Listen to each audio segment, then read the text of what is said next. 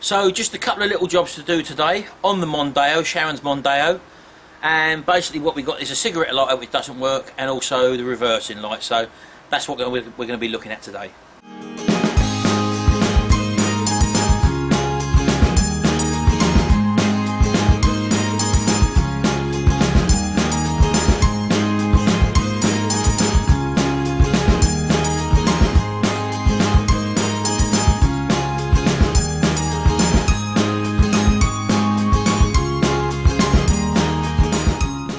Right, so basically the Mondeo's got two fuse boxes, one in the bonnet area, which I'll show you in a second, and the other one is actually on the glove box, or behind the glove box, and that one is the one we need to get to. So I'll just show you here first of all. This is the fuse box here for basically a lot of the engine stuff, a lot of the relays and stuff are in there, and there's also a bank of fuses in there, so there's that one there, and also the reverse light switch is basically under here somewhere, so I'm hoping we aren't going to have to get to that, so I'm hoping it's just going to be a fuse. Right, so I've already checked the supplies at each end of both of the items in question, the cigarette lighter and also the back light, the reversing lights, and there's no power there at all. So obviously the first thing I'm going to check is the fuse. So first of all, what you've got here is obviously the glove box, and you need to stick your hand up here. There's a little thing you need to push over, or push backwards, or push this way, a little clip, and that is the damper. You basically then got to just lever out the side of the glove box just to release that, as you can see there from behind this pillow there. You've got one the other side, just pull it out sideways, and that'll, as you can probably see, just pull them past this panel here, and that leaves you basically down at the bottom. There's your two pivot pins there, what the actual draw pivots on. You basically just pull them out, so I'm going to do that now. There we go, just pull that out, and basically I can just show you, in there is your other fuse box. And this fuse box is the one that holds the fuse, or the fuses, for the cigarette lighter and also the reversing light switches. Right, well, I don't think you can see any better there now. There's that plastic clip which I was telling you about for holding on the piston, and down there, as you can see, is the fuses. Right, so for those of you with obviously a Mk3 Mondeo, this one is I think it's a 2001 or 2002 Mondeo, so it's a Mk3. This is an 1800 LX, but I would imagine they're all pretty much the same. Fuse number 68 in here is a 15 amp fuse, and that is the cigarette lighter. And also fuse number 80 is a 7.5 amp fuse, and that is for the reversing lights. So I'm going to take both of them fuses out now, and I'm going to check them, and hopefully that will be our problem. Well, there you go. I don't know whether you can see that or not. That is the 15 amp fuse for the cigarette lighter, and it's blown, as you can see at the bottom there, so it's a visual inspection I can do with this one, as you can see, so that's going to need replacing, and I'm going to do that now.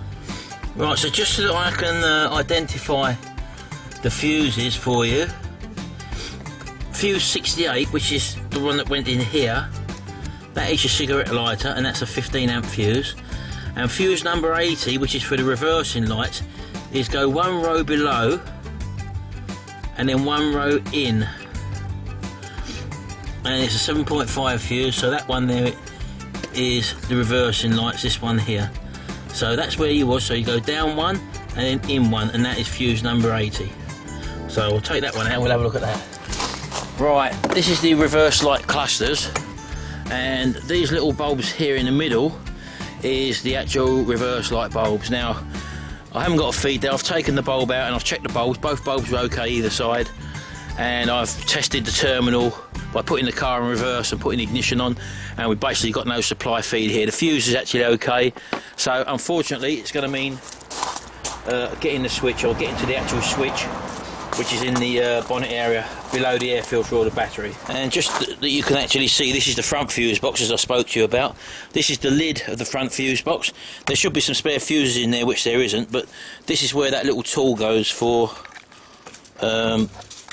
removing the fuses. So that's where you will find that, in the lid of that front fuse box there. Right, okay, well, technically speaking, I can actually see the switch down here, under here, but I can't get there obviously because there's hoses in the way, the lid of the air box.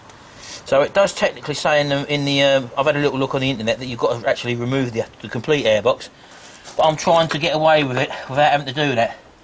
So I'm going to just undo all these screws to the lid of the air box and hopefully just move it out of the way, the lid.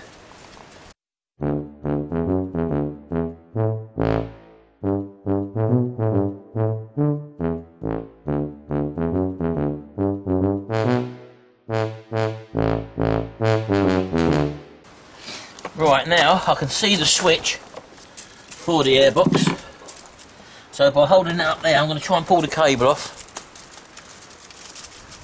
and then test the connections to it. Right, so I don't know whether you can see that now. I've actually got this better, yeah. Hold on. Right, so down there, as you can see, I'm presuming that this is the actual reversing light switch. It sits on top of the gearbox, so I've just literally unclipped the cable. And there's the two ends, so I'm going to get Jimmy to turn the ignition on now, and I'm going to check that we've got a feed or a supply at one of these cables. So if you can just try and let that go for a minute, Jim. Just turn the ignition on. I've already got it in reverse gear, so I just want to check whether we've got a feed to this switch first. We should have, because as I say, the fuse has got just make the lights come on, yeah. Okay, so come back here, Jim, and get that test lamp.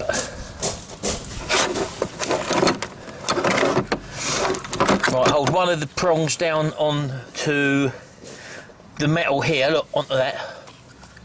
And on the other one, put it into one of them holes. Into the metal, that's it. Right, so okay, so there we go. We've definitely got a feed. So basically what that means is that switch isn't working. So we've got to remove that switch and replace it with a new switch. Right. Well, as you can see down there, let's try and zoom in a bit.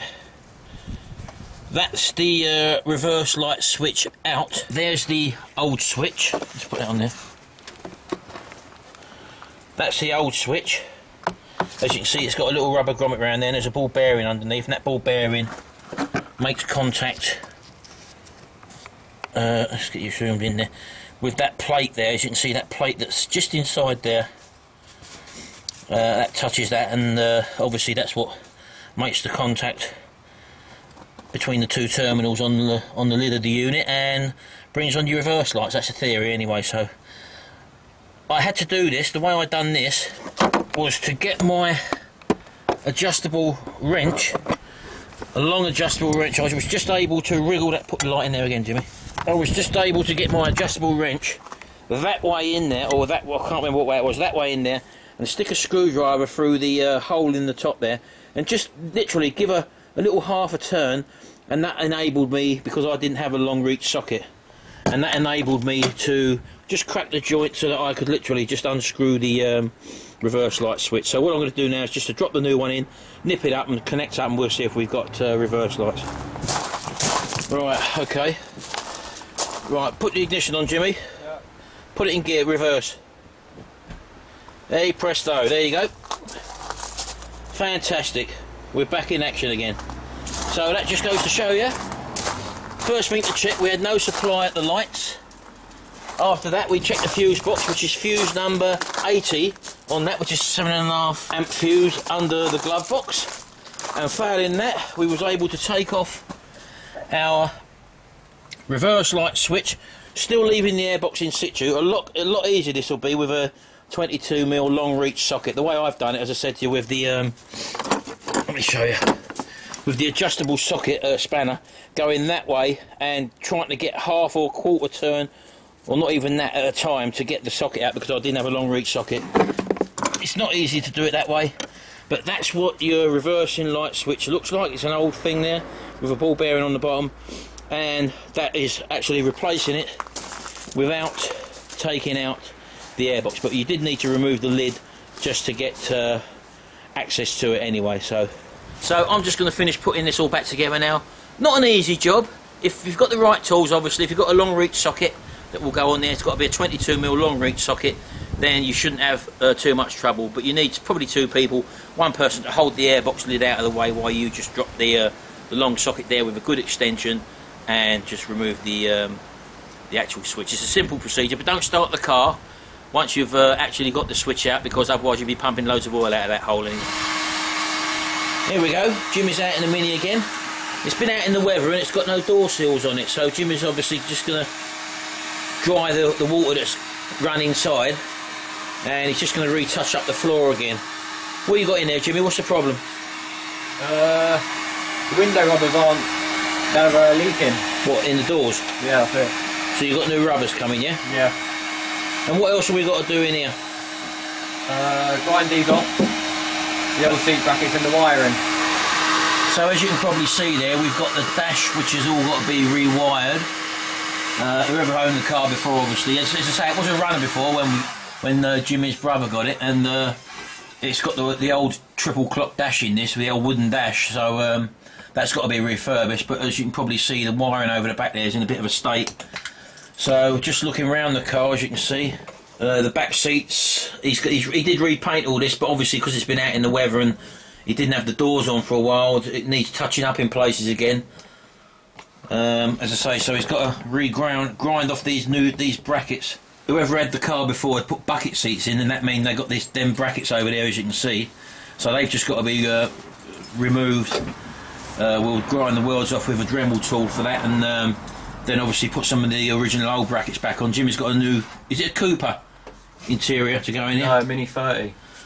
Mini 30, that was a 30-year half leather and half cloth interior, which he got a good price for that, or he got a good deal on that. So yeah, just looking around, as I say, he's going to put new windows in this. Obviously these are the rubber seals on the outside there, which have obviously, this one's got one on, but I mean it's not in very good condition. The windows are all scratched as well. But that window over there, as you can probably see, the far window has got no seals on at all, and this has been standing outside. Water's actually been coming in, so that's why he's having to mop up the floor, as you can see over there. So that's what he's doing at the moment. I say Gary's Escort is still waiting for some work to be done with on the skirts and all that. So all the wheel trims and the skirts and all that have still got to go back on this motor, as you can see. And look at these leaves. Look, we blew all these out last week, and what with that bad sort of 70 miles an hour wind we've had, they've all come back again. So yet again, we've got to do the leaves. Anyway, there you go. That's for all you Mondeo Mk3 owners. I don't know if it's the same on any other model, but this is on the 1800 LX version. So that's it. That's the reverse light switch. Thanks very much, and hope you enjoyed this video.